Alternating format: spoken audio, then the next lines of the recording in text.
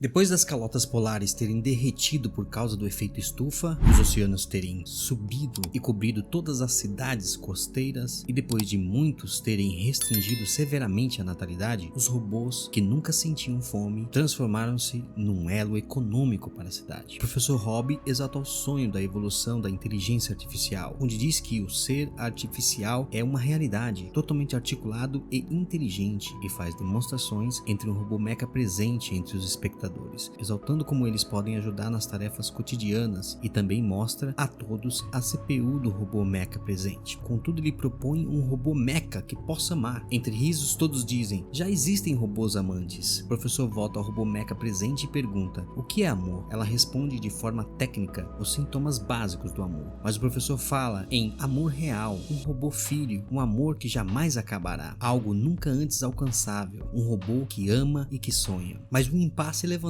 O humano poderia amar um robô também? Qual a responsabilidade dessa pessoa para com um robô mecha que vem amá-lo? 12 meses depois, um casal, Mônica e Henry, vão visitar seu filho Martin no hospital criogênico, onde o garoto está inconsciente em uma cápsula por conta de um acidente que sofreu. Sua mãe Mônica sente saudade e lê livros diariamente para ele. O pai Henry fala sobre muitas ideias e artigos que leu com o doutor do garoto, a fim de ajudar seu filho, mas o doutor relata que depois de 5 anos naquela condição, a morte do seu filho deveria ser esperada, e que a sanidade da sua esposa é o mais preocupante. Neste meio tempo, o professor Hobby está selecionando possíveis candidatos a receber o seu primeiro protótipo de robô filho mecha capaz de amar. Então Henry é selecionado. Já na sequência, quando Henry traz a notícia do robô mecha para sua esposa Mônica, ela fica estupefata e não gosta da ideia inicialmente. Então Henry pergunta o que devemos fazer, até pensa em devolvê-lo, mas ela, ansiosa para amar um filho novamente, começa a pensar e começa a ceder lentamente. Ela começa a espiá-lo pelas frestas. O nome do robô é David, e existem alguns procedimentos que devem seguir se forem ficar com o robô menino, procedimentos que são irreversíveis caso sejam aplicados, e caso desistam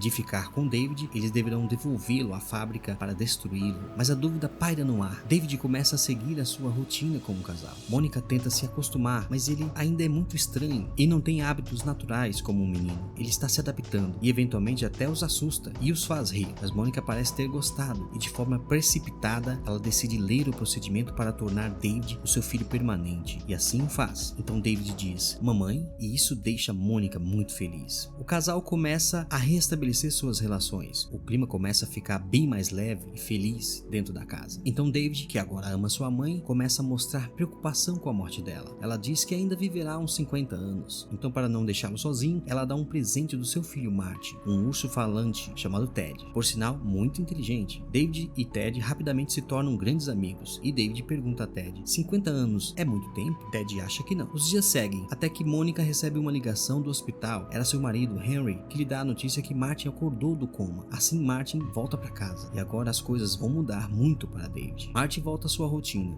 e obviamente pretende retomar sua posição de filho principal. Ele começa a confrontar David, além de rebaixá-lo a brinquedo, dizendo que ele é real, mas David não. Martin pergunta a David qual a primeira coisa que ele lembra. Então David desenha um tipo de pássaro, foi a sua primeira lembrança. Martin, percebendo que David teria vontade de se tornar um menino real, ele sugere para sua mãe ler um livro do Pinóquio para os dois. Nessa história, há uma fada azul que realizou o desejo do Pinóquio de se tornar um menino real. Ainda assim, uma competição forte surge entre David e Martin. Martin se mostra muito hostil e David fica muito confuso. Muitos problemas acabam ocorrendo por conta dessa competição. E assim Martin continua confundindo David e coloca na cabeça dele que se ele conseguir uma mecha de cabelo de sua mãe, ela vai amá-lo ainda mais. David é programado para amar, então tudo que ele quer é o amor recíproco de sua mãe. Martin diz que a mecha precisa ser cortada sorrateiramente enquanto sua mãe dorme. David chega a negar o pedido, mas pressionado por Martin, ele resolve atender. Porém, ao tentar cortar o cabelo de sua mãe com a tesoura, ela acorda e se assusta, achando que ele queria machucá-la. Ele diz: só queria que minha mãe me amasse mais. Então, uma mecha de cabelo cai no chão perto de Ted. O casal discute sobre o ocorrido. Henry quer devolvê-lo, mas Mônica ainda fica relutante. Então, no aniversário de Martin, ele e os amigos ficam diminuindo David, testando ele. David se assusta e quer proteção de Martin, e então eles caem na piscina. Ele só queria proteção missão, mas pareceu para outros que ele queria ferir Marty. Então, Henry retira Marty da piscina e deixa David lá. Horas depois, David, já em casa, de roupão, está escrevendo várias frases de amor para sua mãe, mas ela, mesmo chorosa, após conversar com Henry, chama David para fazer um passeio no dia seguinte. David fica feliz por achar que sua mãe finalmente está lhe dando atenção. No dia seguinte, Mônica, David e Ted saem de carro. Ela fica calada e ainda chora, pois já sabe o que pretende fazer. O plano seria levá-lo à Cybertronics para devolvê-lo e ser destruído, mas ela decide passar direto e segue para um local fora da estrada. David sai todo contente, pois quer brincar com sua mãe. Ela o procura e diz: David, eu preciso deixá-lo aqui. Ele percebe que vai ser abandonado, mas ela não quer levá-lo à Cybertronic.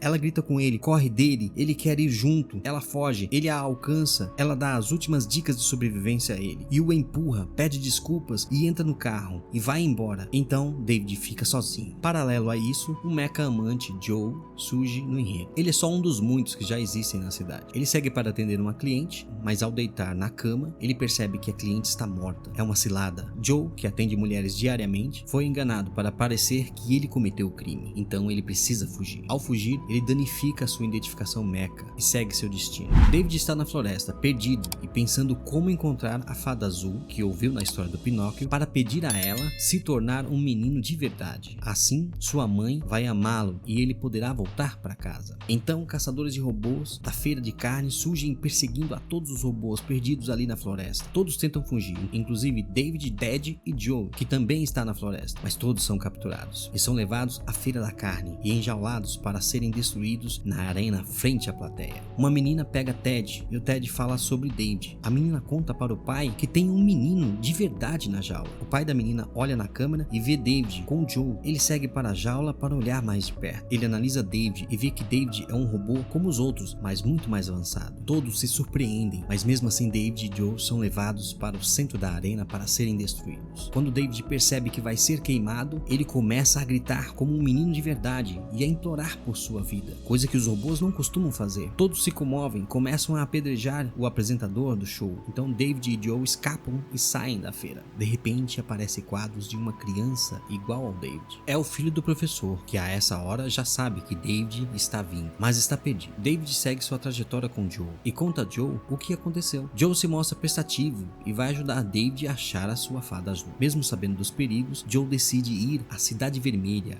onde há muitas mulheres, e perguntar ao Dr. Saber como encontrar a fada azul. Chegando na cidade, eles ficam deslumbrados, mas vão direto ao Dr. Saber e entram para fazer as perguntas ao doutor. David quer saber da fada azul, faz todas as perguntas sobre a fada e nenhuma das respostas são satisfatórias, até que o Dr. Saber diz que o mundo é mais cheio de dor do que se possa imaginar e diz que a fada azul está onde nascem os sonhos. Professor Allen Hobby. Eles percebem que o local aí é Manhattan, cidade que está atualmente alagada. Ao sair, Joey é levado pela polícia. David fica sozinho, mas ele entra na cabine de um anfibiocóptero e o maneja, causando uma enorme confusão. Nisso, Joe consegue escapar e entra no anfibiocóptero com David e eles conseguem fugir do local, seguindo para Manhattan. A cidade está toda debaixo d'água, mas eles seguem até a sede da Cybertronic. Lá, David vê uma porta com o mesmo texto do Professor Hobby, que viu no Dr. Saber, e entra na sala procurando o Professor Hobby. Ele entra, se depara com outro mecha igual a ele. Ele fica surpreso e pergunta: quem é você? O outro mecha responde que se chama David. Ele fica confuso, pensando em sua mãe, e ele diz: ela é minha. Então de repente ele ataca o outro David, dizendo que só ele é David, que ela é minha, se referindo à sua mãe. Aí surge o Professor Hobby, que já esperava pelo David. Os dois conversam, se acalmam, conversam sobre a fada, sobre David querer ser um menino de verdade. David pergunta se a fada está. O professor se surpreende com toda a trajetória de David, a inspiração pelo amor, toda a sua jornada e motivação em busca de um sonho, algo que nenhuma máquina jamais fez. David achava que era único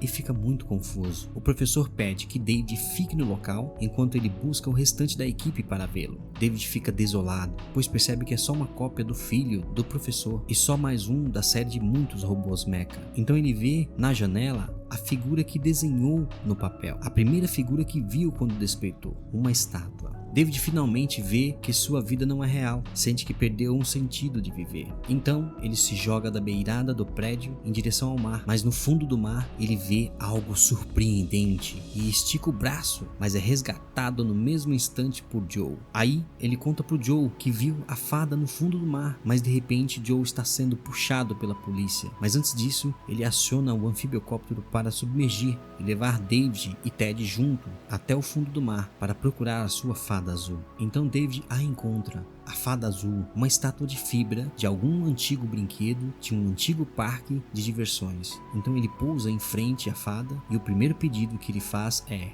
Fada azul, me torne um menino de verdade. Ele pede repetidamente: Fada azul, me torne real. Ele repete mais uma vez, e mais uma vez, e mais uma vez, olhando fixamente para a fada e pede: me torne real. Então, dias, meses, anos, décadas começam a passar. Com o tempo os holofotes se apagam, mas mesmo assim David continua com o seu pedido, mesmo só podendo vê-la tenuamente durante o dia. Então passa-se séculos e o oceano até mesmo congela, e David para de se mexer, mesmo olhando fixamente para sua fada. Até que 2000 anos se passaram. Todo o oceano está congelado. Seres evoluídos fizeram escavações no gelo e encontraram David congelado, ainda olhando fixamente na direção da fada azul. Ele é despertado pelos seres e vê a fada azul na sua frente. Percebendo que pode andar, ele segue até ela. Os seres já sabem que David é uma máquina, então David toca na fada azul, mas a fada se desfaz toda na sua frente. Os seres leem toda a memória de David e compartilham entre si a visão. Então David e Ted são levados para um local igualzinho à sua casa. Ele percebe que está em casa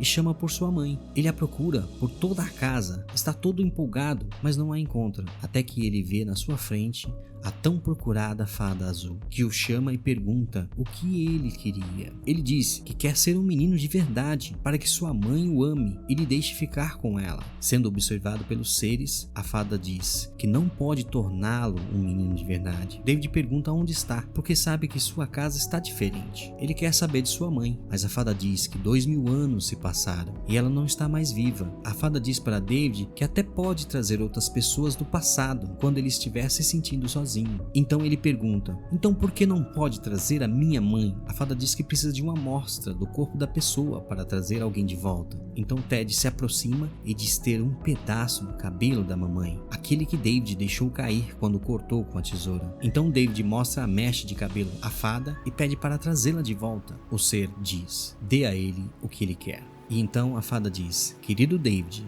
seu desejo é uma ordem. De repente surge David brincando no seu quarto, até que um ser evoluído entra no quarto e conversa com David. Ele diz que os seres humanos eram incríveis na arte, na poesia e nas fórmulas matemáticas, e certamente seriam a chave da existência, mas eles não existem mais. Ele diz: podemos recriar uma pessoa morta há muito tempo, e até mesmo sua memória, mas a estrutura do tempo e espaço de cada pessoa viva é única. Todos que foram ressuscitados só viveram um único dia, e ao adormecerem no mesmo dia, morriam novamente. Ele pergunta a David se ele quer mesmo ver a sua mãe por um único dia, pois nunca mais poderá vê-la de novo. Então David diz: se desejam a minha felicidade, já sabem o que devem fazer. Com isso, o ser diz para David: David, vá vê-la, ela acabou de acordar. David corre para acordar a sua mãe. Mônica se sente estranha, mas reconhece David. Ele chora e dá oi para ela. Ele faz café para ela e ela está meio confusa, mas ainda assim, este se torna o dia mais feliz da vida de David, pois não há problemas, não há Henry, não há Martin, não há dor, somente David e sua mãe. Ele faz desenhos, se diverte, corre,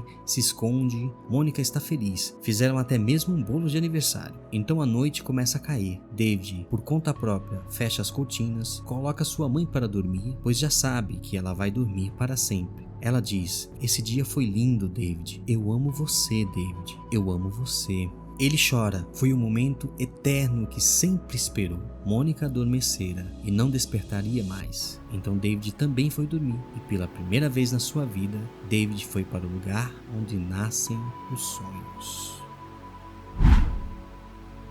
Obrigado por ter ficado até o final. Não se esqueça de curtir o vídeo e se inscreva no canal. Um abraço para todos. Tchau.